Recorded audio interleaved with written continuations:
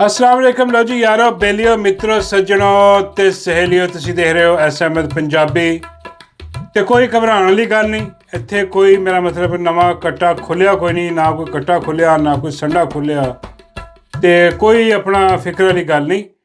जो कल हो रहा सीगा उही अज हो रहा। कोई ऐसी मेरा मतलब घबराने की गल नहीं, तुसीं सकून करो क्योंकि आ हैंडलर ने जिहड़ा काम इस हुकूमत नूं दिता ਉਹ ਕੱਲ ਵੀ ਕਰ ਰਹੀ ਸੀ, ਉਹ ਅੱਜ ਵੀ ਕਰ ਰਹੀ ਆ। ਹੁਣ ਤੁਸੀਂ ਕਹੋ ਕਿਹੜਾ ਕੰਮ ਦਿੱਤਾ, ਬਈ ਇੱਕੋ ਹੀ ਕੰਮ ਦਿੱਤਾ ਹੋਇਆ ਕਿ ਬਈ ਆਵਾਮ ਦੀ ਭੈਣ ਦੀ ਸਿਰੀ ਕਰਕੇ ਬੱਲੇ ਨਹੀਂ ਬੱਲੇ। ਆਹੋ ਜੀ ਉਹ ਜਨਾਬ ਹਕੂਮਤ ਜਿਹੜੀ ਆ ਉਹ ਤੁਹਾਡੀ ਭੈਣ ਦੀ ਸਿਰੀ ਕਰ। ਬਈ ਸੱਚੀ ਗੱਲ ਹੈ ਯਾਰ, ਹੁਣ ਸੱਚ ਬੋਲਣ ਦੇ ਵਿੱਚ ਮੇਰਾ ਮਤਲਬ ਕੀ ਹੈ, ਇਹਦੇ 'ਚ ਬੰਦਾ ਝਿਜਕਦਾ ਰਹੇ। ਬਈ ਐਸੇ ਕਰਕੇ ਰੱਖਿਆ ਫਾਰਮ ਸਰਦਾਰੀ ਵਾਲਿਆਂ ਨੂੰ ਕਿ ਬਈ ਤੁੰਨ ਕੇ ਰੱਖੋ, ਇਹਨਾਂ ਦੀ ਭੈਣ ਦੀ ਸਿਰੀ ਕਰਕੇ ਰੱਖੋ। ਉਹ हुकूमत कर रही है जिथे किते हुकूमत हल्की जी ढिली पैंदी है उत्थे हैंडल आ पा के सिरी कर देंगे आ, गोलियां चला के डाले भेज के बंदे चक के हिसाब किताब ला के उही हो रहा। होर कोई नवी ताज़ी कोई नहीं गी। तुसीं आराम नाल सुते रहो। 25 करोड़ कीड़े मकोड़े बन के हमेशा सुते, जिवें तुसीं सुते अज तक उदां ही सुते रहो। कई आ मेरा मतलब है कि तुहानूं कोई नहीं जगा सकता। पाकिस्तानियों ਸਕੂਨ ਕਰੋ, कोई ऐसी गल नहीं है, बल्कि यकीन करो हुण तां मुढ़ों दिल ही नहीं करता कि सियासत ते बंदा कोई गल करे या मुल्क के हालात ते कोई गल करे। फायदा कोई नहीं होता। हाँ तुसीं किहड़ा जाग जाना। हाँ या मेरा मतलब इत्थे किहड़ा कोई तब्दीली आई नहीं, इत्थे किहड़ा कोई नवी खबर आ गई, कोई नवी खबर नहीं।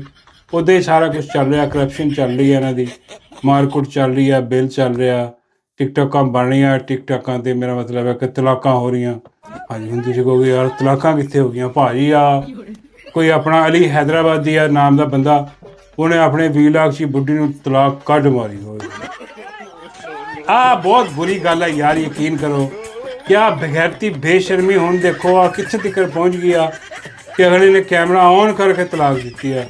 उवें नहीं ताकि बई आ जरा व्यूज़ जरा वधन, सारे लोगों को पता लगे कि बई उन्हें तलाक दे दी सरेआम जरा ना हिसाब किताब ला के। वो ड्रामा बनया है दो टिकटॉकरां दी जिहड़ियां शादियां जिहड़ियां होंदियां अजकल, यकीन करो अजीबो गरीब सिस्टम चलिया।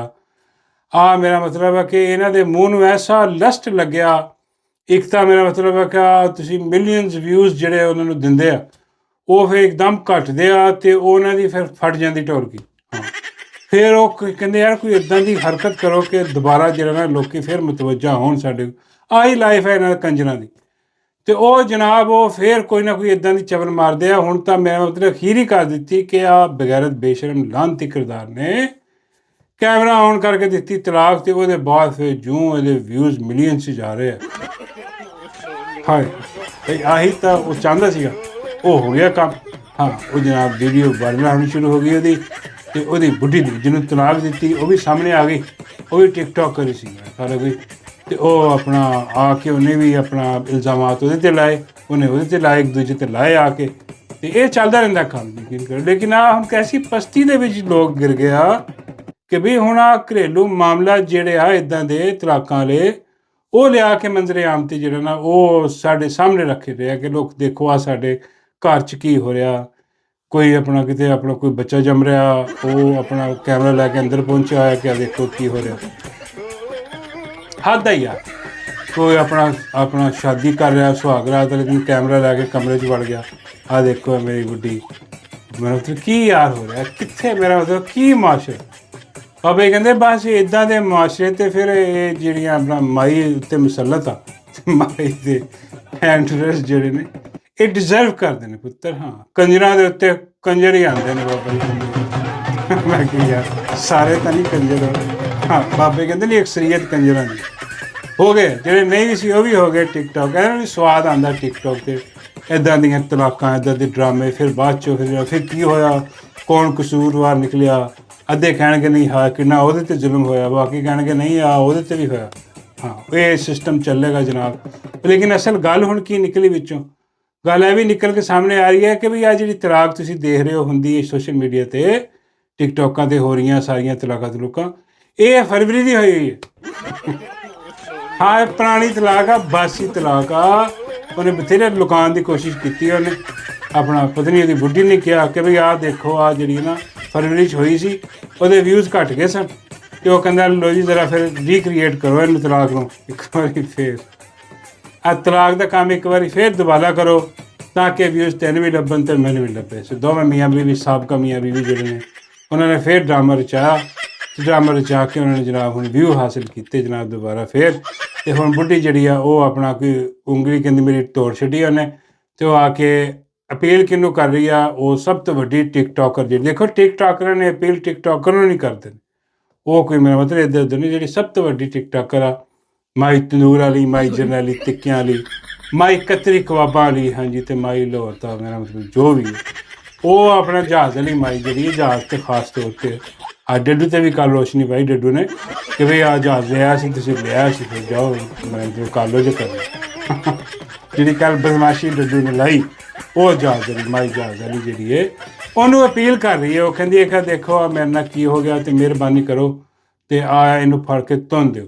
ਅਤੇ ਆ ਇਹਨੇ ਮੇਰੇ ਨਾਲ ਜ਼ਿਆਦਤੀ ਕੀਤੀ, 3 ਸਾਲ ਹੋ ਗਏ ਕਹਿੰਦੀ ਮੈਨੂੰ ਇਸ ਜਨਮ 'ਚ ਰਹਿੰਦੇ। ਹੁਣ ਉਸ 3 ਸਾਲਾਂ ਦੇ ਵਿੱਚ ਇਹਦੀਆਂ ਟਿਕਟਾਕਾਂ ਉਹਦੇ ਨਾਲ ਜ਼ਰਾ ਚੈੱਕ ਕਰੋ ਕਿੰਨੀਆਂ ਆਈਆਂ, ਹਿਸਾਬ ਲਾਓ ਜਾ ਕੇ ਦੇਖੋ ਜ਼ਰਾ ਕਿੰਨੀਆਂ ਟਿਕਟਾਕਾਂ, ਹੱਸੀ ਖੇਡੀ ਇਹ ਉਹ ਸਾਰਾ ਕੁਛ ਹੈ ਜੀ। ਪੈਸੇ ਦੋਨਾਂ ਹੱਥਾਂ ਨਾਲ ਫਾੜੇ, ਨੋਟੂ ਤਫਰਲੂ ਫਾੜੇ ਆ। ਅਤੇ ਉਹ ਹੁਣ ਕਹਿੰਦੀ ਹੈ ਕਿ ਮੈਂ ਬੜਾ ਔਖਾ, 3 ਸਾਲ ਮੈਨੂੰ ਬੜਾ ਜ਼ੁਲਮ ਕੀਤਾ ਗਿਆ ਮੇਰੇ 'ਤੇ।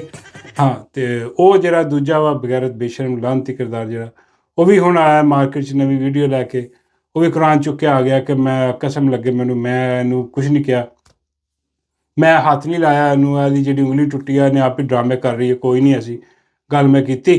ਹਾਂ, ਅਤੇ ਆਹ ਜਿਹੜਾ ਹਿਸਾਬ ਤਾ ਉਹ ਕੰਮ ਹੁਣ ਪੁਰਾਣਾ, ਹੁਣ ਖਿਚੜੀ ਪੱਕੀ ਹੋਈ, ਸਮਝ ਨਹੀਂ ਆ ਰਹੀ ਬਈ ਕਿਹੜਾ ਬਗੈਰਤ ਬੇਸ਼ਰਮ ਲਾਹਨਤੀ ਕਿਰਦਾਰ ਹੈ। ਬਾਬਾ ਜੀ ਕਹਿੰਦੇ ਸਾਰੇ ਬਗੈਰਤ ਬੇਸ਼ਰਮ ਲਾਹਨਤੀ ਕਿਰਦਾਰ ਨੇ, ਇਹਨਾਂ ਦਾ ਕੰਮ ਹੀ ਇਹੀ। ਬਾਬਾ ਜੀ ਕਹਿੰਦੇ ਤੂੰ ਇਹਨਾਂ ਨੂੰ ਛੱਡ, ਤੂੰ ਡੱਡੂ ਦੀ ਸੁਣਾ।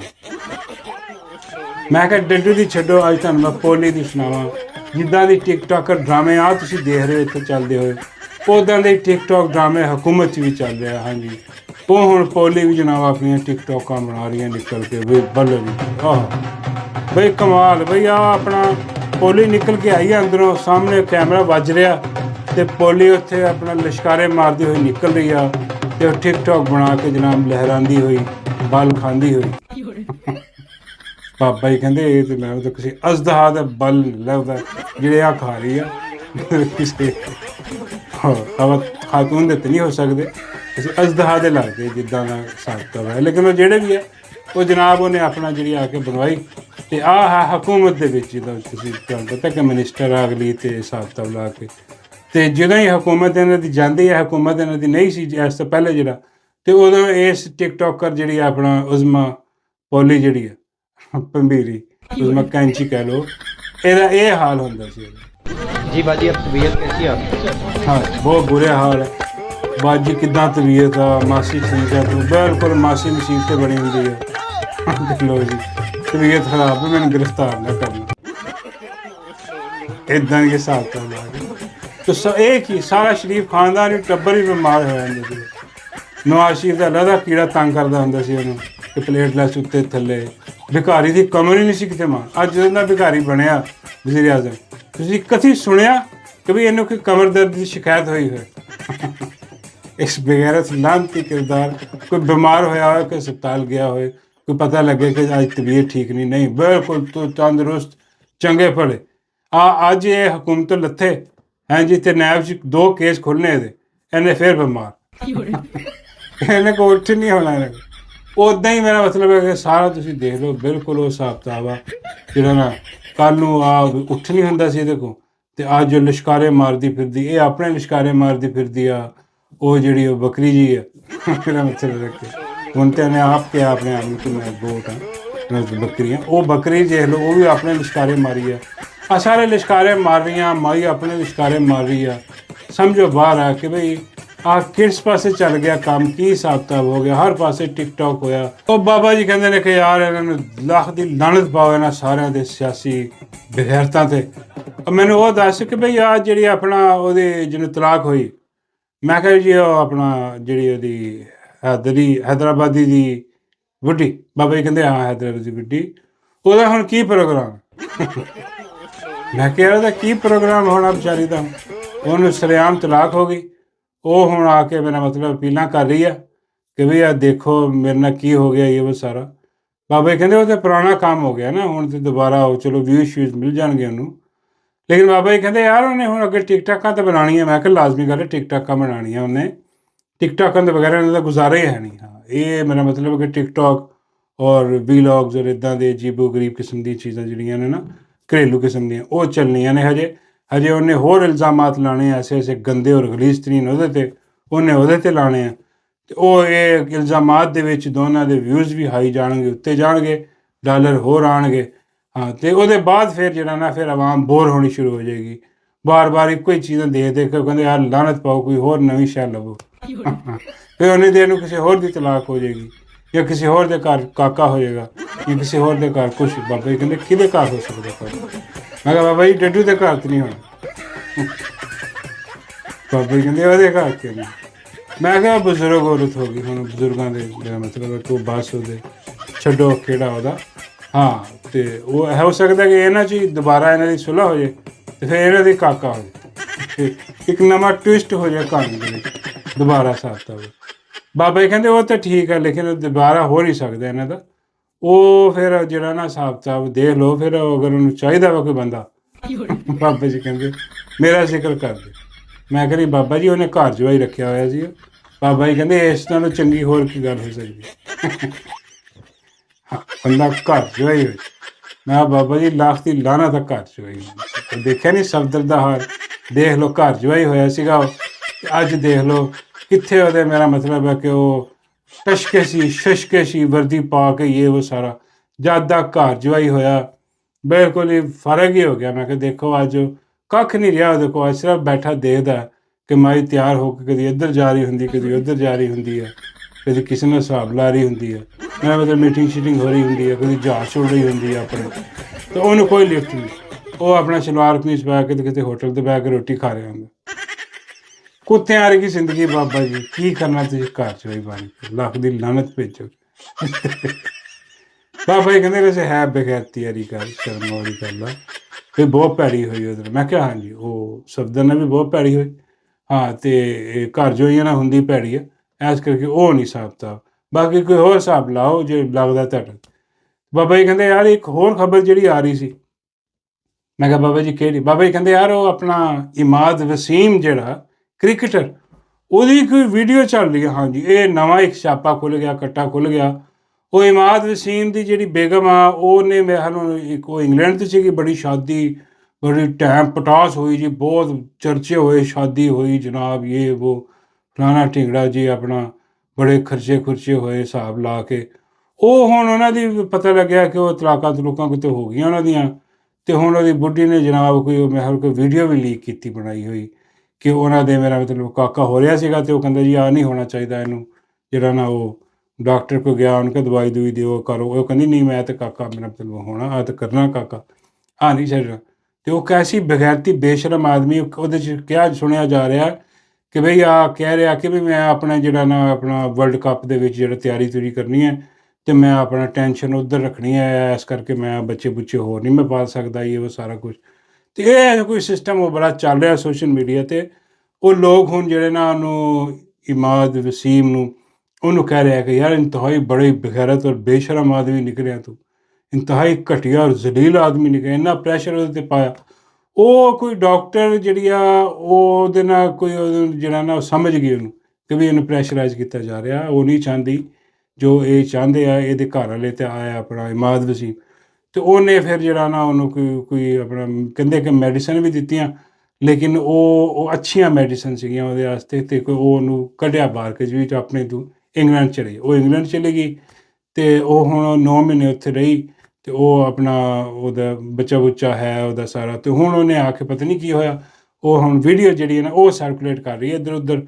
ਹੁਣ ਪਤਾ ਨਹੀਂ ਕਿੰਨਾ ਝੂਠ ਆ ਕਿੰਨਾ ਸੱਚ ਹੈ, ਇਹਦੇ 'ਚ ਕੀ ਹੈ, ਲੇਕਿਨ ਆ ਕੇ ਓਥੈਂਟਿਕ ਚੀਜ਼ਾਂ ਲੱਗ ਰਹੀਆਂ ਸਾਰੀਆਂ ਜਿਹੜੀਆਂ ਕਿ ਪੋਸਟ ਹੋ ਰਹੀਆਂ। ਅਜੀਬੋ ਗਰੀਬ ਹੁਣ ਲੋਕ ਉਹਨੂੰ ਗਾਣਾ ਕੱਢਣ ਡੇ ਆ ਇਮਾਦ ਵਸੀਮ ਨੂੰ ਕਿ ਬਈ ਤੂੰ ਕ੍ਰਿਕਟਰ ਬਗੈਰਤਾ ਬੇਸ਼ਰਮ। ਅੱਛਾ, ਮੈਨੂੰ ਤਾਂ ਪਤਾ ਹੀ ਨਹੀਂ ਯਾਰ ਕਿਆ ਕੋਈ ਕ੍ਰਿਕਟਰ ਆ, ਯਕੀਨ ਕਰੋ ਮੈਂ ਦੇਖਦੇ ਨਹੀਂ ਮੈਚ, ਮੈਨੂੰ ਕੀ ਪਤਾ ਕੌਣ ਆ, ਸਾਰੇ ਬਗੈਰਤ ਬੇਸ਼ਰਮ ਆ। ਜਦੋਂ ਤੁਸੀਂ ਕਹਿ ਲਓ ਕਿ ਉੱਤੇ ਮੋਹਸਿਨ ਨਕਵੀ ਵਰਗਾ ਸੂਸੂ ਬੈਠਾ ਹੋਏ, ਹਾਂਜੀ, ਫਿਰ ਬੰਦਾ ਕਿਹਨੂੰ ਦੇਖੇ, ਕੀ ਦੇਖੋ ਕੀ ਤਵੱਕੋ ਕਰੇ ਆਸ ਪਾਕਿਸਤਾਨੀ ਟੀਮ ਤੋਂ, ਕ੍ਰਿਕਟ ਟੀਮ 'ਚੋਂ ਕਿ ਵੀ ਆਹ ਕੁਛ ਕਰੇਗੀ, ਹੈਂ ਕੋਈ ਇਹਦੇ 'ਚ ਅਨਹੋਨੀ ਹੋ ਜਾਏਗੀ।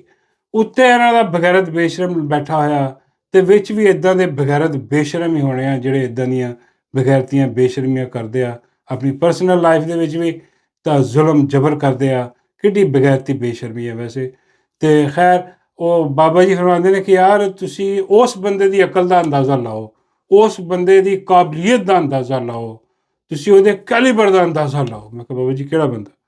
ਬਾਬਾ ਜੀ ਕਹਿੰਦੇ ਉਹੀ ਬੰਦਾ ਜਿਹਦਾ ਕਾਬਲੇ ਇਤਮਾਦ ਔਰ ਫਰੰਟਮੈਨ ਜਿਹੜਾ ਵਾ ਉਹ ਮੋਹਸਿਨ ਨਕਵੀ ਸੂਸੂ ਆ। ਅੰਦਾਜ਼ਾ ਕਰੋ, ਬਾਬਾ ਜੀ ਕਹਿੰਦੇ ਜਿਹਦਾ ਸੂਸੂ ਆ ਅੰਦਾਜ਼ਾ, ਉਹਦੀ ਕਾਬਲੀਅਤ ਅੰਦਾਜ਼ਾ ਇੱਥੋਂ ਹੀ ਲਾ ਲਓ ਕਿ ਉਹਨੇ ਇਹਨੂੰ ਅੱਗੇ ਕੀਤਾ ਹੈ। ਆ ਅਕਲੇ ਕੁੱਲ ਰੱਖਿਆ ਹੋਇਆ ਨੇ ਆ ਬੇਸ਼ਰਮ ਆਦਮੀ ਜਿਹਨੂੰ ਸਾਰੇ ਜਾਣਦੇ ਆ ਕਿ ਲਾਂਤੀ ਕਿਰਦਾਰ ਆ। ਕੱਖ ਨਹੀਂ, ਇਹਦੇ ਹਵਾਲੇ ਸਾਰਾ ਕੁਝ ਕੀਤਾ ਹੋਇਆ। ਕ੍ਰਿਕਟ ਵੀ ਇਹਦੇ ਹਵਾਲੇ ਆ, ਸਿਆਸਤ ਵੀ ਇਹਦੇ ਹਵਾਲੇ ਆ, ਅਦਾਲਤਾਂ ਵੀ ਇਹਦੇ ਹਵਾਲੇ ਆ, ਸਾਰਾ ਕੁਝ ਇਹਦੇ ਹਵਾਲੇ ਆ। ਮੈਂ ਕਿਹਾ ਬਾਬਾ ਜੀ ਤੇ ਸਾਰਾ ਕੁਝ ਇਹਦੇ ਹਵਾਲੇ ਆ ਤੇ ਫੌਜ ਕੀ ਕਰ ਰਹੀ ਹੈ? ਬਾਬਾ ਜੀ ਕਹਿੰਦੇ ਫੌਜ ਜਿਹੜੀ ਆ ਉਹ ਉੱਥੇ ਅਡਿਆਲੇ 'ਚ ਪਹਿਰਾ ਦੇ ਰਹੀ ਆ। ਇਮਰਾਨ ਖਾਨ ਬਾਹਰ ਨੇ